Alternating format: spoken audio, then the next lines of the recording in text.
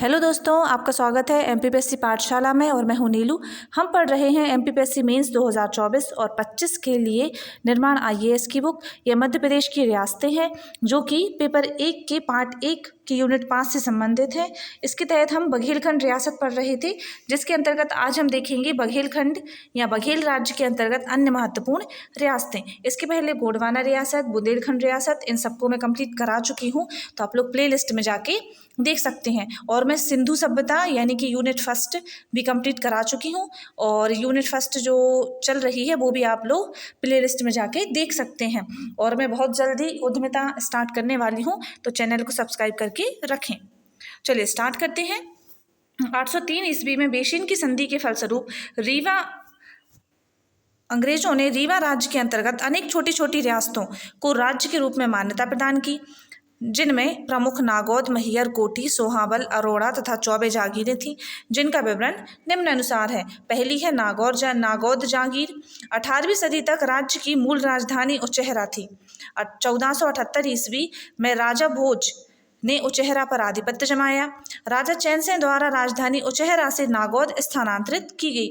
तो किसने की थी उचेहरा से नागौद राजधानी स्थानांतरित? राजा चैनसिंह ने। 1809 ईस्वी में लाला यशराज सिंह को अलग सनद प्रदान करके पृथक राज्य का दर्जा दिया गया। 1857 के विद्रोह में राजा राघवेंद्र सिंह ने अंग्रेजों की सहायता की। पुरस्कार स्वरूप नागौद राज्य को 9 बंदूकों की सलामी मिली।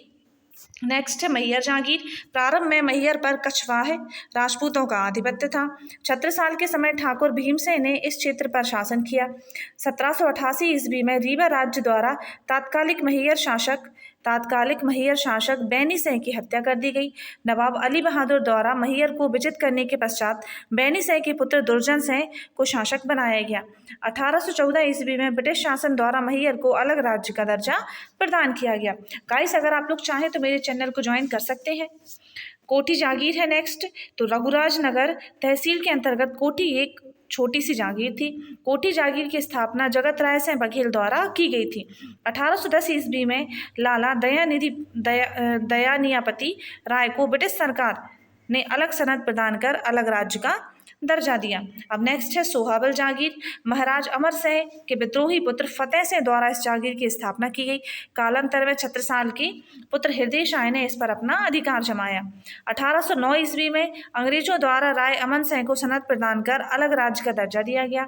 नोट: अरोड़ा तथा चौबे जागीरों का अधिकांश हिस्सा उत्तर प्रदेश के बांदा जिले के अंतर्गत आता था, जिन पर बुंदेला राजा हृदय शाह का आधिपत्य रहा। कालांतर में 1807 ईस्वी में राजा मोहन सिंह तथा रामकिशन को सनदें प्रदान कर ब्रिटिश शासन द्वारा अलग राज्य का दर्जा प्रदान किया गया। हमारा टेलीग्राम चैनल भी है एमपीपीएससी पाठशाला के नाम से, आप लोग उसको भी ज्वाइन कर सकते हैं। वहाँ पे आपको महत्वपूर्ण पीडीएफ और नोट्स प्रदान किए जाते हैं। बघेलखंड की सार्वभौमिक सत्ता बघेलों के पास थी। इस क्षेत्र के अंतर्गत जितनी भी छोटी छोटी रियासतें थीं उन सभी में प्रशासनिक व्यवस्था बघेलों द्वारा स्थापित थी, जिसके प्रमुख अंग निम्न हैं। पहला, राजा। राज्य की संपूर्ण शक्ति राजा के हाथों में केंद्रित थी। वह कर्मचारी, विधायी और न्यायिक क्षेत्र में सर्वोसर्वा था। उसको सभासदों, मंत्रियों एवं अधिकारियों को नियुक्त करने एवं पदच्युत करने का अधिकार था। नीति निर्धारण एवं प्रशासन संबंधी महत्वपूर्ण विषयों के संबंध में विचार विमर्श करने के लिए मंत्रणा कक्ष में अपने सभासदों के बीच बैठता था। मंत्रणाएं गुप्त रखी जाती थी। अब नेक्स्ट है राज्यसभा। राज्यसभा के सभासदों में आमात्य सचिव, मंत्री, राजपुरोहित और राजवैद्य थे। राजवैद्य और राजपुरोहित क्रमशः स्वास्थ्य एवं धर्म संबंधी कार्यों को संपादित करते थे। न्याय एवं दंड व्यवस्था। सभी बघेल शासक प्रायः न्यायप्रिय थे। वे स्वयं न्याय करते थे। न्याय करते समय वे विधि वेत्ताओं की उपस्थिति में वादी प्रतिवादी दोनों की बातें सुनते थे और विधि वेत्ताओं के संयोग से न्याय करते थे। धार्मिक विवादों का निर्णय राजा स्वयं करता था। अपराधियों को उनके अपराध के अनुसार दंडित किया जाता था। अब नेक्स्ट है ग्राम व्यवस्था।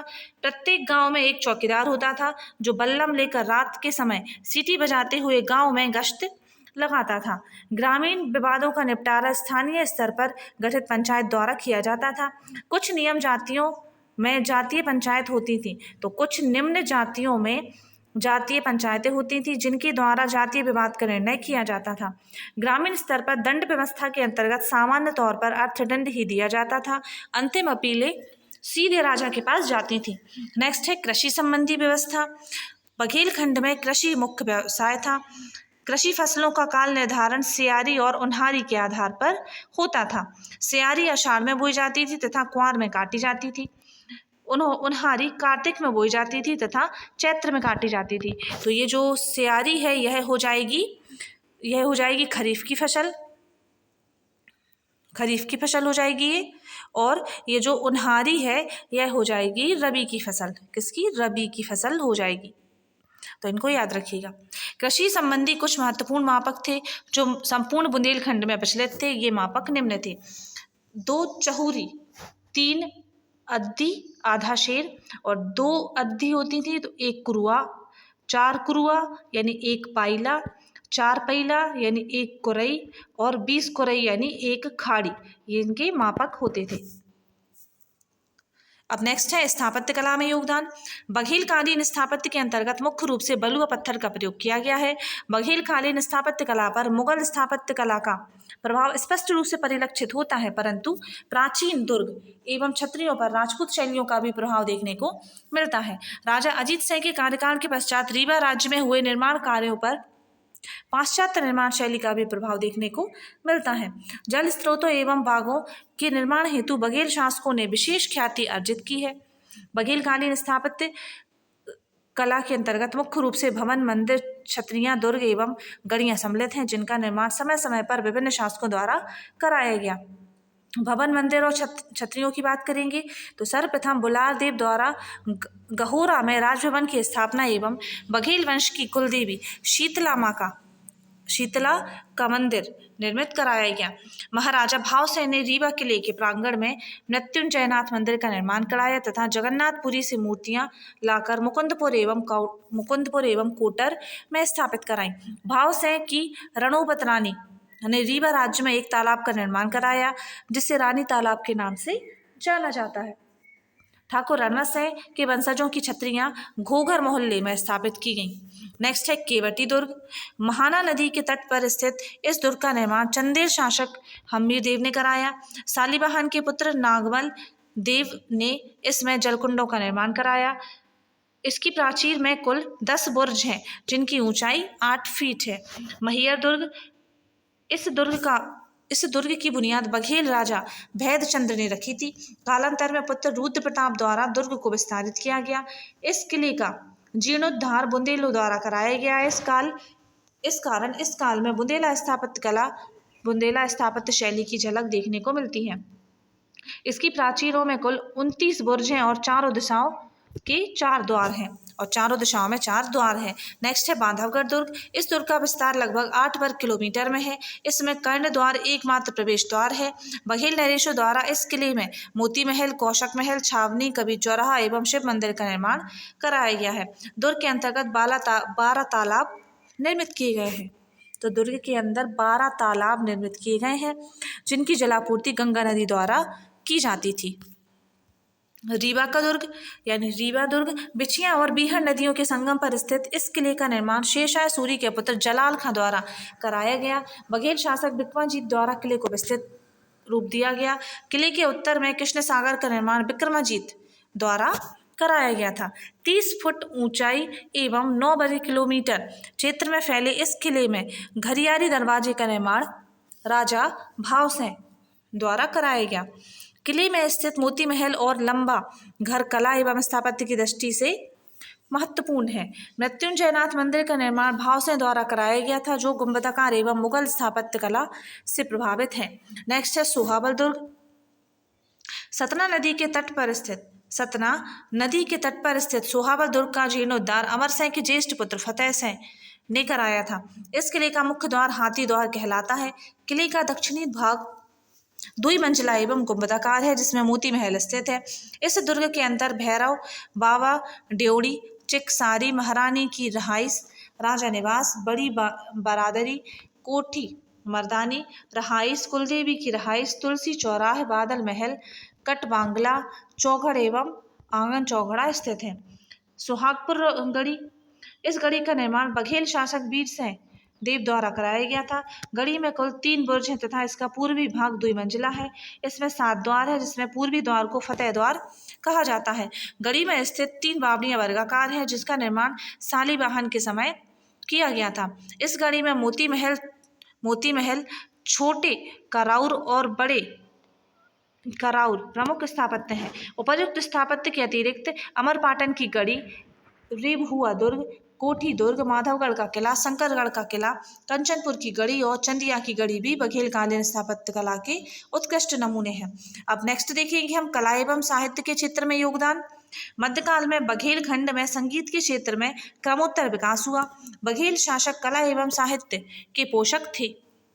राजा रामचंद्र देव के दरबार में दरबारी गायक तानसेन द्वारा ध्रुपद की खोज की गई। वीर भानुदय काव्यम में तानसेन की प्रशंसा में लिखा गया है कि उनके जैसा निर्दोष कला मर्मज्ञ ना कभी हुआ है और ना ही उस समय कोई था। बघेलखंड की साहित्यिक परंपरा राजा वीरसेन देव के कार्यकाल से प्रारंभ हुई, जिनके दरबारी कवि रामचंद्र भट्ट ने संस्कृत भाषा में राधा चरित्र नामक ग्रंथ लिखा। रघुराज सह ने भक्तमाल लिखा। वीर भानु के दरबारी कवि माधव ने वीर भानुदय काव्यम की रचना की। राजा रामचंद्र के दरबारी कवि गोविंद भट्ट ने संस्कृत ग्रंथ रामचंद्र यश प्रबंध की रचना की। इन्हें अकबरी कालिदास कहा जाता था। बघेल शासक वीरभद्र ने संस्कृत भाषा के 2 ग्रंथ कंदर्प चूड़ामणि तथा दशकुमार पूर्व कथासार का निर्माण किया। राजा वीरभद्र के दरबारी कवि पद्मनाथ मिश्र द्वारा वीरभद्र देव चंपू की रचना की गई। राजा अमर सिंह के दरबारी कवि नीलकंठ शुल्क ने अमरेश विलास की रचना की। रूपाणी शर्मा द्वारा संस्कृत ग्रंथ बघेलवंश वर्णम की रचना की गई, जो भावसेन का आश्रित कवि था। इस ग्रंथ में भावसेन की सभा में उपस्थित नवरत्नों का भी उल्लेख किया गया है। 18वीं सदी में नीलकंठ भट्ट द्वारा भगवंत भास्कर नामक ग्रंथ की रचना की गई। अब हम देखेंगे इस बुक में कुछ स्मरणीय तथ्य दिए हैं। हमने ये पूरा चैप्टर कंप्लीट कर लिया है। बघेल रियासत हमारी कंप्लीट हो चुकी है। अब इसमें से जो भी शॉर्ट में जो क्वेश्चन बन सकते हैं, जैसे 2 मार्क्स वाले क्वेश्चन और 7 मार्क्स वाले, तो वो इन स्मरणीय तथ्यों में दिए गए हैं, तो इनसे आप शॉर्ट नोट्स बना सकते हैं। बघेल रियासत के अन्य नाम देखेंगे अब हम, तो यह आ सकता है आपको क्वेश्चन में कि बघेल रियासत के अन्य नाम लिखो। तो बघेल खंड का क्षेत्र प्राचीन काल से आधुनिक काल विभिन्न नामों से जाना गया, जिसका विवरण निम्नानुसार है। पहला है रेवोत्तर क्षेत्र या रेवाखंड, आटविक राज्य, चेदी क्षेत्र या ढहाल, भट्टा जो कि 12वीं से 13वीं शताब्दी में कहलाया, फिर भट्टा गहोरा जो कि 1236 ईस्वी में बना, फिर बांधवगढ़ राज्य 15 से 17वीं शताब्दी तक, और रीवा राज्य 7वीं शताब्दी में, और बघेलखंड 18वीं शताब्दी में। अब हम देखेंगे बघेल वंश की उत्पत्ति। तो बघेल वंश की उत्पत्ति, बघेल मूलतः चालुक्य है, जो अनहिलवाड़ा गुजरात के सोलंकी वंश से संबंधित हैं।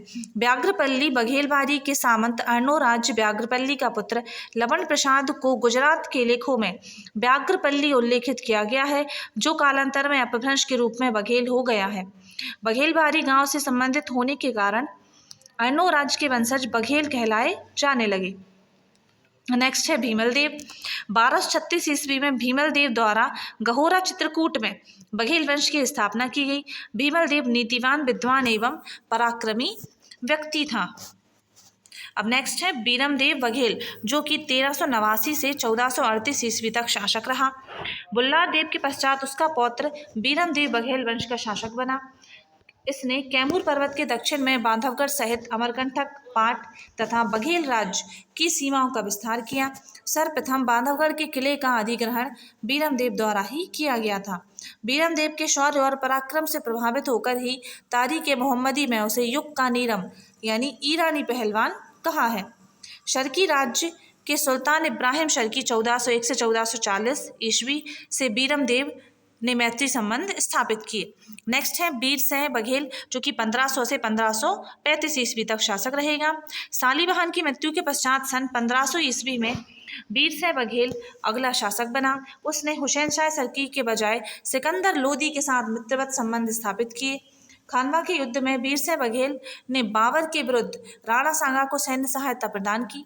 बाबर के साथ बघेल राज्य की प्रगाढ़ मित्रता का वर्णन वीर भानुदय काव्यम एवं बाबरनामा में किया गया है।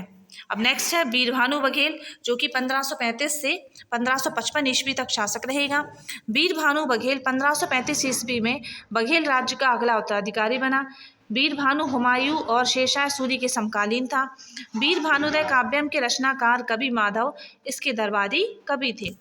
बीरभानु ने मुगल बघेल मित्रता को आगे बढ़ाते हुए चौसा के युद्ध में हुमायूं की सहायता की। हुमायूं की मदद से क्रुद्ध होकर शेरशाह सूरी ने नवंबर 1544 ईस्वी में कालिंजर के दुर्ग पर घेरा डाला। अब नेक्स्ट है रामचंद्र बघेल, जो कि 1555 से 1592 ईस्वी तक शासक रहेंगे। प्रसिद्ध संगीत सम्राट तानसेन इसके दरबार में दरबारी कवि थे। अकबर के समकालीन थे ये। 1564 ईस्वी में राजधानी भट्टा गहोरा से बांधवगढ़ स्थानांतरित की। रामचंद्र देव ने कालिंजर का दुर्ग बिजली खां से खरीदा। 1563 ईस्वी में अकबर ने कड़ा के सूबेदार आसफ खां को बांधवगढ़ पर आक्रमण हेतु भेजा। नेक्स्ट है बीरम देव, जो कि 1592 से 1593 ईस्वी तक शासक रहेंगे। 1592 ईस्वी में बीरम देव शासक बने। इन्होंने संस्कृत के 2 ग्रंथ कंदर्प चूड़ामणि तथा 10 कुमार पूर्व कथा सार लिखे हैं। दरबारी कवि पद्मनाथ मिश्र द्वारा वीरभद्र देव चंपू लिखा गया है। नेक्स्ट है विक्रमाजीत बघेल, जो कि 1593 से 1624 ईस्वी तक शासक होंगे। विक्रमाजीत ने अपनी राजधानी रीवा को बनाया। 1610 ईस्वी में बांधवगढ़ दुर्ग को प्राप्त करने हेतु विक्रमाजीत ने विद्रोह किया। विक्रमाजीत द्वारा बांधवगढ़ को सैन्य मुख्यालय बनाया गया। अब नेक्स्ट है अनिरुद्ध सेन, जो कि 1692 ईस्वी से 1700 ईस्वी तक रहेंगे। अनिरुद्ध सेन 1692 ईस्वी में गद्दी पर बैठा। 36 साल के पुत्र बुंदेला शासक हृदेश शाह ने रीवा राज्य पर आक्रमण किया। इसके शासनकाल में जिरोहा, केवटी, पथराहट का विद्रोह हुआ। नेक्स्ट है राजा अजीत सिंह, जो कि 1755 से 1809 ईस्वी तक शासक होंगे। अजीत सिंह 1755 ईस्वी में रीवा राज्य के अगले शासक बने। इनके समय की महत्वपूर्ण घटना बांदा नवाब अली बहादुर का रीवा राज्य पर आक्रमण था। बघेलखंड तथा बांदा नवाब के मध्य 2 युद्ध हुए। अब नेक्स्ट है जयसिंह, इनका कार्यकाल 1809 से 1833 ईस्वी तक होगा। जयसिंह 1809 ईस्वी में गद्दी पर बैठे। इनके शासनकाल में 1812 ईस्वी में करीम खां के नेतृत्व में पिंडारियों द्वारा रीवा राज्य पर आक्रमण किया गया। नेक्स्ट है रघुराज सिंह, जो कि 1854 से 1880 ईस्वी तक शासनकाल होगा इनका। 1854 ईस्वी में रघुराज सिंह गद्दी पर बैठे। इसके समय की सबसे प्रमुख घटना 1857 का महान विप्लव था। एक मिनट, जैसे पढ़ रहे थे 1809 ईस्वी में 1833 तक। जयसिंह 1809 से 1833 ईस्वी तक थे। जयसिंह 1809 ईस्वी में गद्दी पर बैठे। इसके शासनकाल में 1812 में करीम खान के नेतृत्व में पिंडारियों द्वारा रीवा राज्य पर आक्रमण किया गया।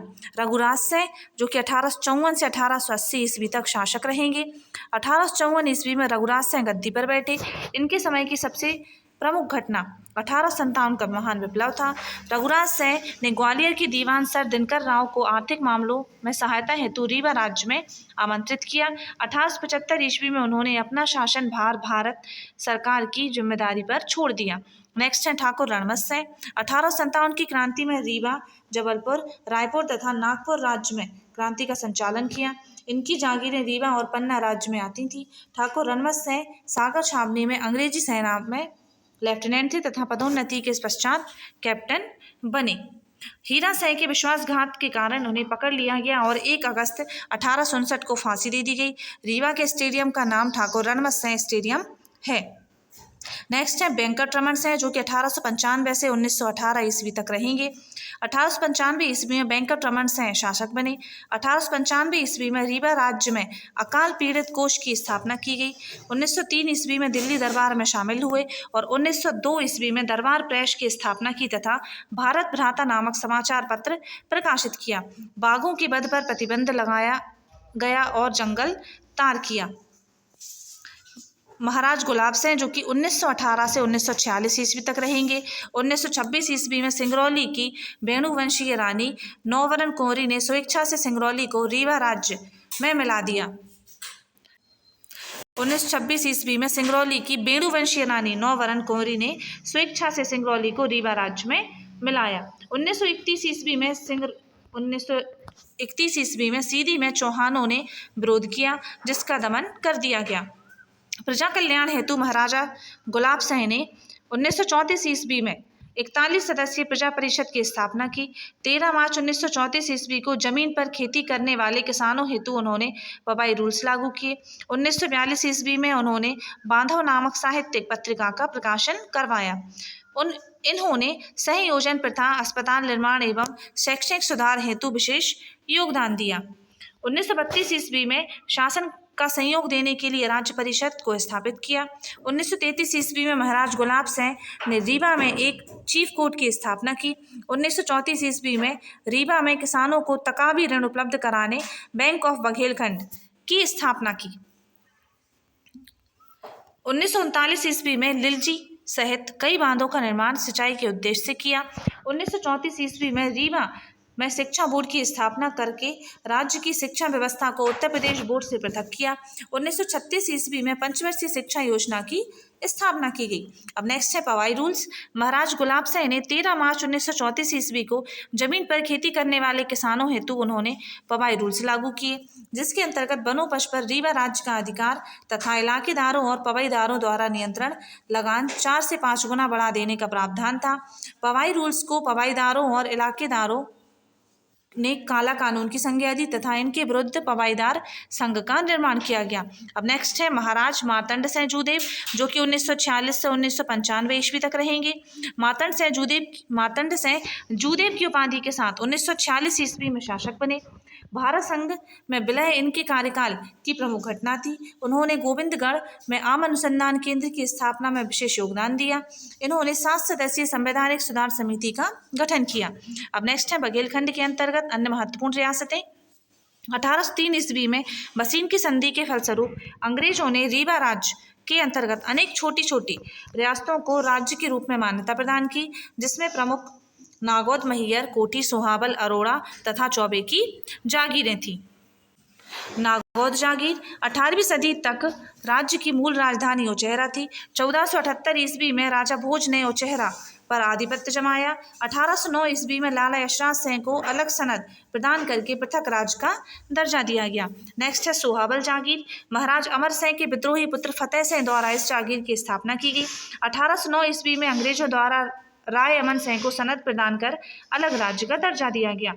ठीका पद्धति या एन कमाल खालसा यह एक लगान व्यवस्था थी जो राजा जय सिंह के समय में प्रारंभ हुई थी। इस पद्धति में राज्य की भूमि को 3 प्रकारों में विभक्त किया गया था, जागीर, व्रत और कोठार में। इस पद्धति के अनुसार अधिकतम लगान उपज का 1/6 भाग लिया जाता था। बघेल वंश वर्णम भाव से के आश्रित कवि रूपाणी शर्मा द्वारा संस्कृत ग्रंथ बघेल वंश वर्णम की रचना की। इस ग्रंथ में भावसेन की सभा में उपस्थित नवरत्नों का भी उल्लेख किया गया है। वीर भानुदय काव्यम वीर भानु के दरबारी कवि माधव ने वीर भानुदय काव्यम की रचना की है। अब ये कुछ संभावित प्रश्न लिखे हैं, इनसे आप लोग जो हम चैप्टर पढ़ चुके हैं उसी से संबंधित ये संभावित प्रश्न है, तो इनकी प्रैक्टिस करके आप इनकी प्रैक्टिस कर सकते हैं आप लोग। ये लघु उत्तरीय प्रश्न है, इनका स्क्रीनशॉट ले लीजिए अगर आप लोग चाहें तो। और ये दीर्घ उत्तरीय प्रश्न है, ये दीर्घ उत्तरीय प्रश्न है। तो ये हमारी पूरी बघेलखंड रियासत कंप्लीट हो चुकी है। अगर आप लोग का वीडियो पसंद आए तो प्लीज़ लाइक करें, शेयर करें और चैनल को सब्सक्राइब करना ना भूलें। जल्दी मिलते हैं नेक्स्ट वीडियो में। Thanks for watching.